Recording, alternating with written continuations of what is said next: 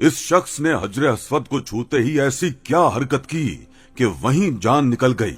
गुस्ल देने लगे तो अल्लाह ने कैसे और क्यों अजाब नाजिल किया। अस्तगफिरुल्लाह।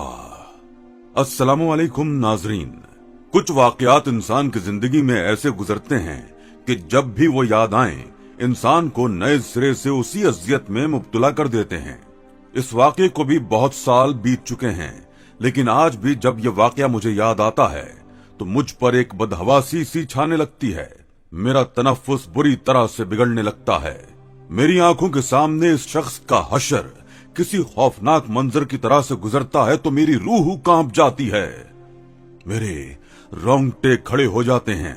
मुझ पर ऐसा लर्जा तारी होता है कि मैं झुरझुरी लेकर तौबा कर उठता हूँ।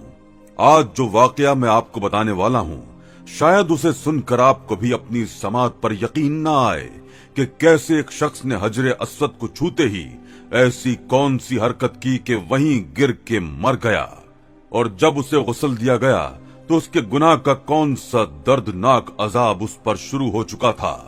ये सुनकर आपके रोंगटे खड़े हो जाएंगे।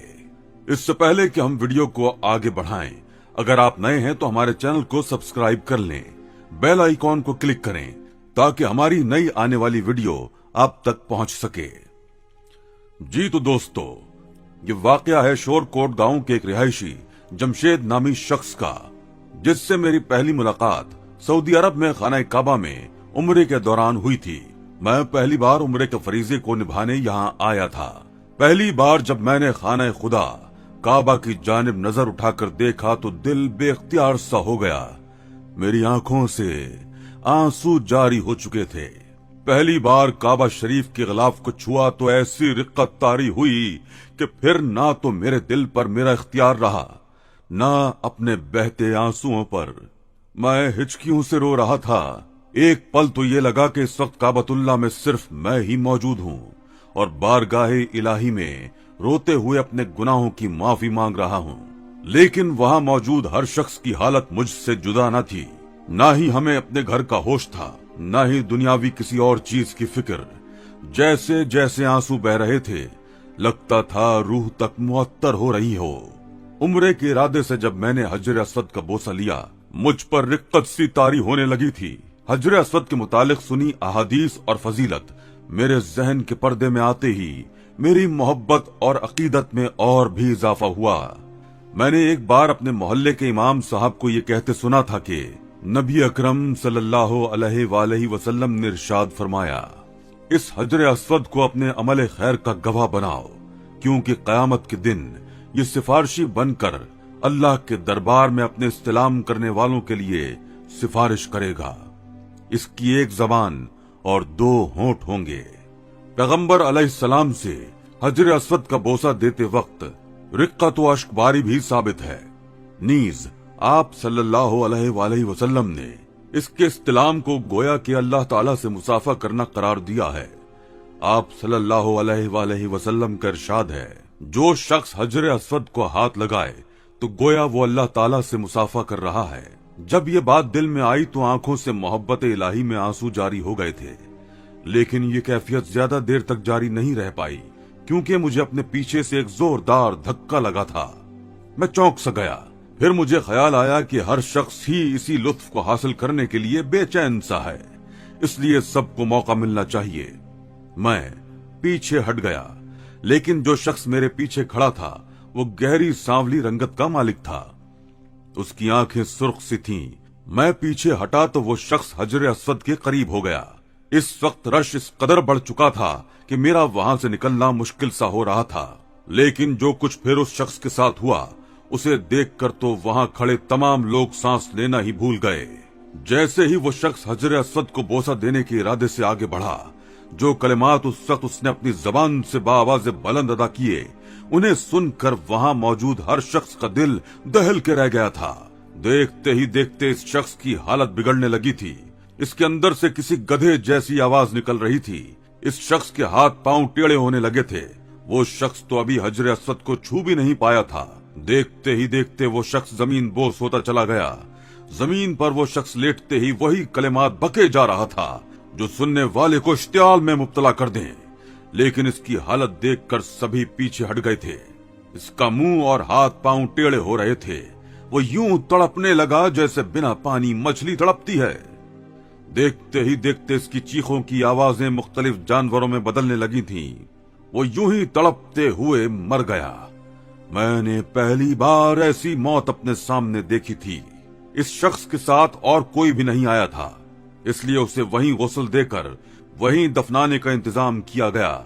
मैं भी गुस्ल के लिए साथ चला गया, लेकिन मैं नहीं जानता था कि मेरा जाना मेरे लिए कितनी बड़ी अज़ियत बन सकता है, क्योंकि जो कुछ मैंने गुस्ल के वक्त देखा वो मेरे लिए नाकाबिले फहम सी बात थी। इस शख्स को जब बेलिबास करके इस पर पानी डाला गया तो इस शख्स की रंगत काली होने लगी और इसके वजूद पर बदनुमा से बाल आने लगे। ये देखकर मेरी तो चीखें ही निकल गई थीं। वो शख्स बनमानस की मानंद काला हो चुका था और बदनुमा से बाल आ चुके थे, यहाँ तक कि इसका चेहरा भी खौफनाक होने लगा। मैं जल्दी से वहाँ से बाहर निकल गया। मेरी सांस बुरी तरह से चल रही थी। मेरी हालत गैर सी होने लगी थी। मेरा जी मतलाने लगा, दम घुटने लगा। ऐसी बदसूरत शक्ल मैंने पहले कभी नहीं देखी थी। बहुत देर लगी थी मुझे अपनी हालत दुरुस्त करने में। एक मजबूत मर्द होते हुए मैं बुरी तरह से खौफ से कांप रहा था। आज तक मैंने ऐसा कभी नहीं देखा था। 2 दिन मैं अपने होटल में शदीद बुखार में बेहाल पड़ा रहा। मैं आंखें बंद करता तो उस शख्स की हैबतनाक शक्ल मेरे सामने आ जाती। ना जाने उसके साथ कब्र में क्या हुआ होगा। मेरा दिल इस ख्याल से खौफ के मारे कांपने लगता था। जैसे ही मेरी तबीयत संभली, मैंने काबा शरीफ में जाकर अपने गुनाहों की तौबा की। ये भी अल्लाह का बहुत बड़ा इनाम है कि अल्लाह ने सब कुछ पर्दे में रखा है, वरना जो अजाब मुर्दों पर होता है उसकी चीखें अगर जिंदा इंसान सुन लें तो अपने मुर्दे दफनाना छोड़ दें। मौत के खौफ से शायद इनकी भूख ही मर जाए। अब मुझे ये जानने का ख्याल आने लगा कि आखिर इस शख्स ने ऐसा भी क्या गुनाह किया था कि उसे हजरे असद को छूना भी नसीब नहीं हुआ। अल्लाह को इस शख्स का इस मुबारक पत्थर को छूना भी गवारा न था। मैंने इस शख्स की सारी मालूमात उसी होटल से इकट्ठी की जहां वो रह रहा था। वहां से मालूम हुआ कि वो शख्स शोरकोट से आया था। मैंने इसका पता भी हासिल कर लिया। मेरे अंदर बस एक ही जज्बा था, मुझे वो गुनाह मालूम हो जाए जिसकी वजह से इस शख्स की ये हालत हुई, ताकि इससे बचा जा सके। बाद में मैंने पूरी तवज्जो से उम्रे अदा किए, सारी जियारतें की। जब मैं पाकिस्तान वापस आया तो चंद दिन अपनी फैमिली के साथ गुजार कर मैं शोरकोट चला गया। मुझे जानना था कि वो शख्स ऐसा क्या गुनाह करता था। इस बात की बेचैनी ने मुझे शोरकोट पहुंचा ही दिया। वहां पहुंचकर मैंने इस शख्स का नाम और पता बताया तो टांगे वाले ने मुझे सीधा उसके घर की गली के बाहर उतार दिया, क्योंकि उसके घर की गली बहुत तंग और इतनी छोटी थी कि जहां 2 लोग ही बामुश्किल चल सके। पसमानदा सा इलाका था। मैं जब गली के अंदर दाखिल हुआ तो उसके घर के बाहर इस छोटी सी गली में औरतों का रश था। मुझे लगा शायद इस शख्स की मौत की खबर की वजह से इसके रिश्तेदार ताजियत के लिए आए होंगे। लेकिन जैसे ही मैं इसके गेट पर पहुंचा, जो तख्ती वहां लगी हुई थी और जो उसके घर के बाहर दीवारों पर लिखा था, मेरा दिल वो पढ़कर धक से रह गया था। मुझे मेरे सवालों का काफी हद तक जवाब मिल चुका था, मगर मैंने फिर भी मरे मरे कदम उसके घर की तरफ बढ़ाए। लकड़ी के खस्ता हाल दरवाजे पर लटकी जंग आलूद लोहे की जंजीर को बजाया तो अंदर आने का इजाजतनामा मिलते ही मैं अंदर दाखिल हो गया। अंदर दाखिल होते ही लोबान की खुशबू मेरे नथनों से टकराई। अंदर का मंजर ही दिल दहला देने वाला था। बहुत बड़ा सा कमरा था, जहां फर्श पर पुराना सा कालीन बिछा हुआ था, काफी जगह से फटा हुआ भी था। सामने एक शख्स काला जुब्बा पहने बैठा था। उसके सामने बहुत सी खोपड़ियों के खोल रखे थे। एक लोहे की अंगीठी रखी हुई थी जिसमें आग जल रही थी, और इसके सामने बैठे शख्स ने जो कलिमात पढ़कर हाथ में पकड़े जो औराक आग की नजर किए थे, मेरा दिल उछल के हलक में आ गया था। मैंने किसी चीज की परवाह किए बगैर भागकर इन पाक औराक को आग से निकालना शुरू किया।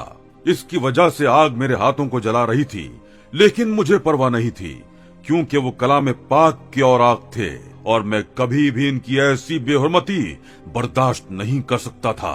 मुझे देखकर इस शख्स ने अपनी गुस्से से सुर्ख आंखें मेरी आंखों में गाड़ी, कहने लगा, ये क्या हरकत की है तूने? मेरा अमल खराब कर दिया। मैंने कहा, ये आमिल जमशेद तुम्हारा ही भाई था। मेरे सवाल पर वो चुप हो गया। मैंने पूछा, कहाँ है वो? मेरी बात पर वो शख्स कहने लगा, वो तो उम्रे पर गया था, वहीं उसका इंतकाल हो गया। अल्लाह ने बड़ी मुबारक जगह दी है उसे। जब मैंने इसे उस शख्स का हशर बताया तो वहां मौजूद सब लोग कानों को हाथ लगाने लगे। वो शख्स काले अमल याद करता था और कलाम पाक के अल्फाज को उल्टा पढ़कर गलत अमल करता था। पैसे और झूठी शोहरत की खातिर उसने ये गलत काम किए थे और समझा कि वो उम्रा करेगा तो बख्शा जाएगा। जो गलत अल्फाज पढ़कर वो लोगों का बुरा करता था, उस पाक जगह पर जाकर भी अल्लाह के पाक नामों के बजाय उसके मुंह से वही कुफरी अल्फाज निकल रहे थे। और जो उसका हशर हुआ था, वजह इसका ये काला अमल था। काश कि कोई इस तरह के इबरतनाक वाकयात से सबक हासिल करे और जरा सी जिंदगी की छोटी छोटी खुशियों की खातिर गलत राह पर चलने के बजाय अल्लाह के यकीन की रस्सी को मजबूती से पकड़कर अपनी अगली जिंदगी की खैर समेट